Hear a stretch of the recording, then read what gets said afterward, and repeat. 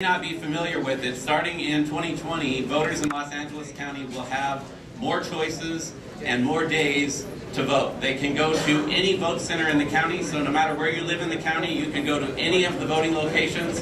Beginning 11 days before the election, 4 days before the election, we will significantly increase the number of those locations, and voters, again, can go to any location. So you can go close to home, you can go close to your place of work, you can go to where your children go to daycare, where you go to your gym after work. The idea here is to meet people where they're at and to make voting visible so that when they're ready to cast their vote, we're present and ready there for them. So in order to do that, in order to make that work, we need to be sure that we locate these vote centers in places that are relevant to our community and to the rich diversity of the community of Los Angeles County. And to do that, we've engaged in a very significant grassroots community effort to do that. And we're doing this, our first round of meetings, which has just been completed, was intended to gain an understanding about the Voters' Choice Act and to begin to educate the community on this new model of voting. We know that while it was designed with voters in mind, if we don't do a proper job of educating voters and preparing them for it, then it won't be a success. So this is part of the beginning of that process. So we've had a series of 30 community meetings throughout Los Angeles County where we've invited people to come in, look at maps, describe the new voting experience process, and ask them to advise us on what are the places in your community, in your particular area of Los Angeles County, what are the places that you think would be good locations for these vote centers? Where are the places that would represent the significance of voting for you and that you think that your neighbors would come to participate in the election? And then we also have had an online portal where people can go online and suggest locations throughout the county as well. Next slide. We just completed 33 community meetings located in 30 geographical areas throughout the county.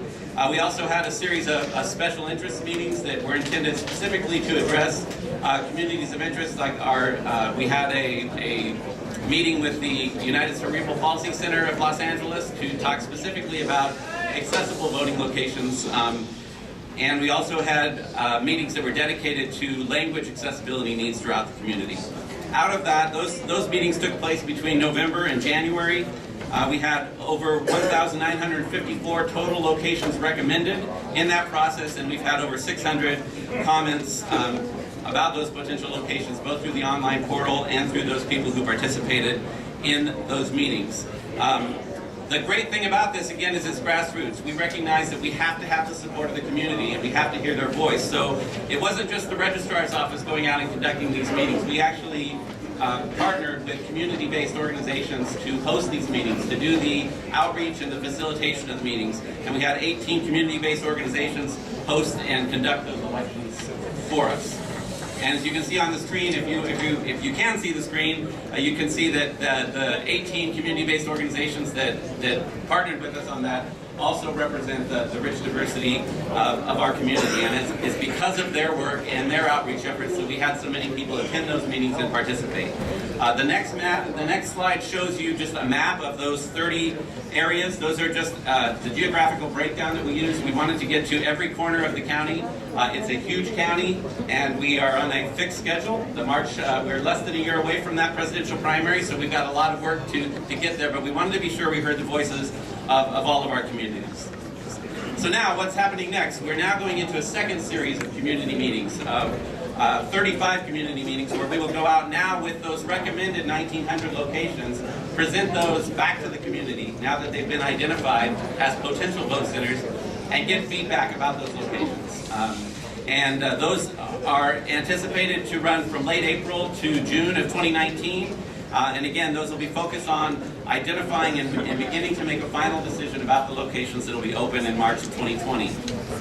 We again are partnering with community-based organizations. We just completed a solicitation for that, and we will send out our selection notices to those community-based organizations later this month. So we are on the fast track to have this up and running for the March 2020 election.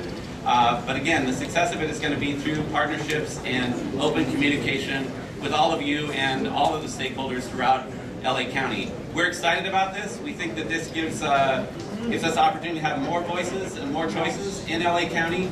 It is going to be a significant change, but it's been successful in other jurisdictions. The law was written specifically with the the complexity of Los Angeles County in mind. So we will have more vote centers per capita than all of the other counties that are participating in this, and that's because of the population base here in Los Angeles County. So there's a ton of other information that goes with this. I encourage you to visit our website, which is vsap.lavote.net. Please come out to the community meetings, use the website to promote the community meetings, and as we get closer to our kickoff, we're going to have a mock election community event in the fall of this year, so we will actually open up vote centers and demonstrate the new voting experience, answer voters' questions, and prepare them for what's to come in March. So your assistance and your participation in those activities will help us all have a successful election in March of 2020. So I'm going to end there, and if there's time, take a few questions. I know there's a lot involved in this, and I would be happy to come back or come to other meetings.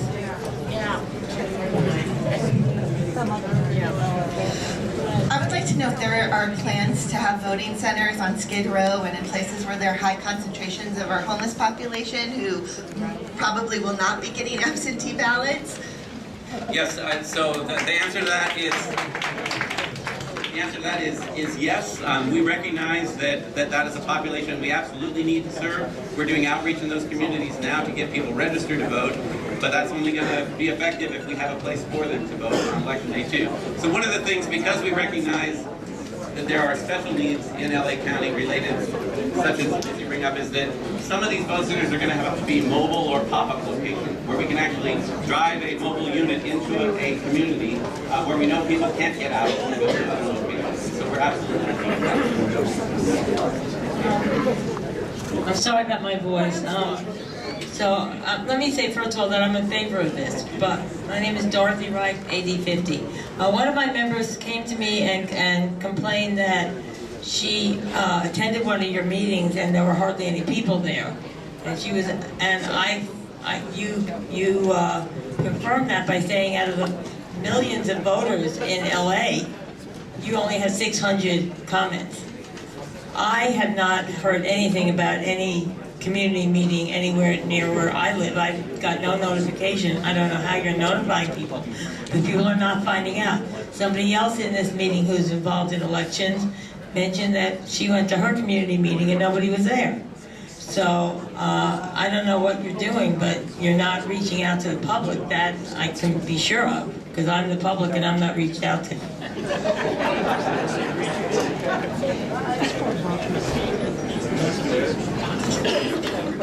I'm not sure that's the question. I will say that we had these community partnerships, and that's why we're having a second round of meetings, and there has been a ton of public input involved in the design of this process, but your point's well taken, and we will increase that outreach. Maybe you should have it on the local TV stations or something. Thank you, Mr. Logan, for being here and for your public service. One thing, a red flag went up a moment ago, but you mentioned something about moving these vote centers based on some factor or another. And frankly, the question that comes to my mind is, how do we safeguard against political decision being made on that? So the placement of the vote centers first has to be presented in an election administration plan that goes to a series of public hearings that has to be then submitted to the Secretary of State, who approves that based on a very large set of criteria that is identified in the law. So there are protections to ensure against that. And again, I want to be clear, it's not that most of the vote centers will be fixed locations. The purpose of the mobile and the pop-up locations are to get into those areas of the community where we might not be able to find a physical building that would meet the accessibility requirements, but there are populations of voters that need to be served. More later on that. Thank you. My name is Maria Estrada. I'm from AD 63. And my concern is in 2014, there were 100,000 provisional ballots. Last year, 2018, there were over 400,000 in Los Angeles County. So the situation with the voting has worsened. Aside from that, we had a lot of problems in my district with provisional ballots being given out at 80% in some precincts, which is unheard of. I'm not comfortable with this process, basically because there is really no check. We know in 2016 ballots were not counted, so for me to say that my vote's going to go into some machine and that it's going to be properly counted, I really don't trust that that's going to be accurate. And a lot of people don't feel comfortable with that. A lot of people in my neighborhood, where I'm from, they're elderly Mexicanos. They're used to having a ballot, an electronic. They don't even go on Facebook, so it's not conducive for a lot of demographics, a lot of people to vote that way. And I don't think that it's something that in Los Angeles County, with the amount of elderly people, homeless people, and the amount of people that don't even speak English, it's going to make it more difficult for them to vote. And I'll be honest with you, considering the way these ADEM elections were handled, I don't trust any of this process. None of it. Respond to a couple of those things. I appreciate the sentiment. Let me clarify a few things. First of all, the vote center experience as adopted by the legislature actually is intended to address a lot of the issues that you brought up. The two largest reasons for provisional ballots in LA County and across the state of California are two reasons. One, that the voter is registered, but they went to a polling place other than the one that they're assigned for their precinct. And two, that they were issued a vote by mail ballot and they came to the polls and they didn't have that to surrender. Under California law, under the polling place model, we're required to issue a provisional ballot in that situation. I understand that. I understand that. Please let me finish. Please let me finish.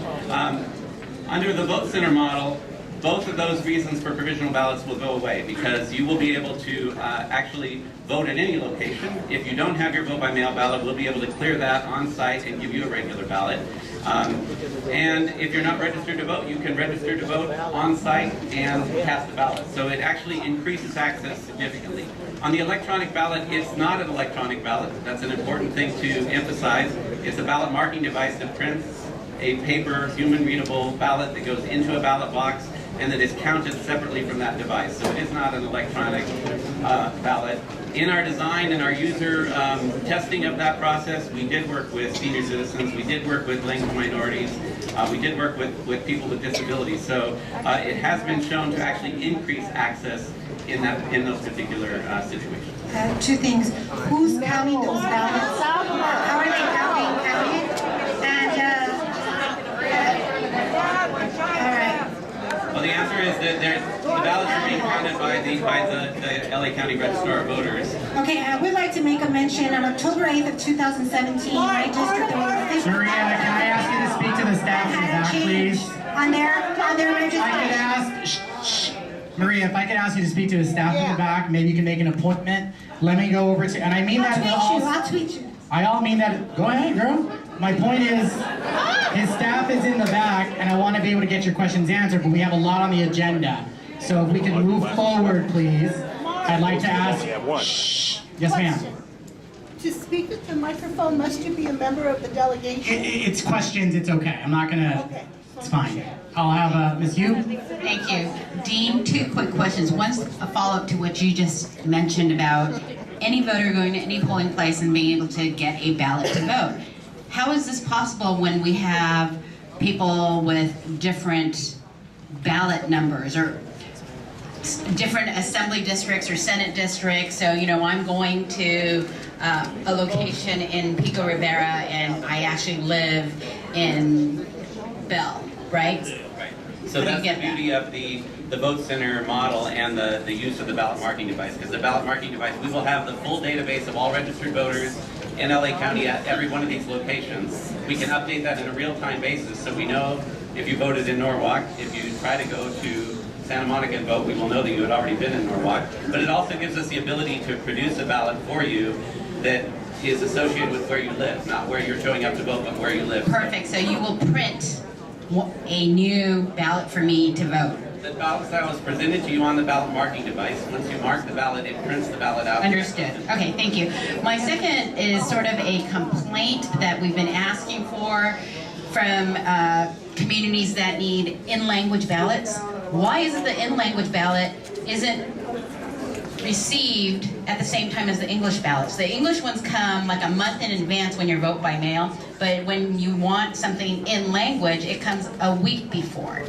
I wish you would rectify that. Yeah, And we are constantly trying to rectify that. That is a volume and production issue because of the time that we get final ballot layout and the translations, and simply the vendor's ability to meet 6 million voters that have to get those in the mail to those. But we recognize that issue, and again, at the vote center, the beauty of that is you will be able to get your ballot in any of the languages required, both in audio and... The real question is, why can't you, after more than a decade of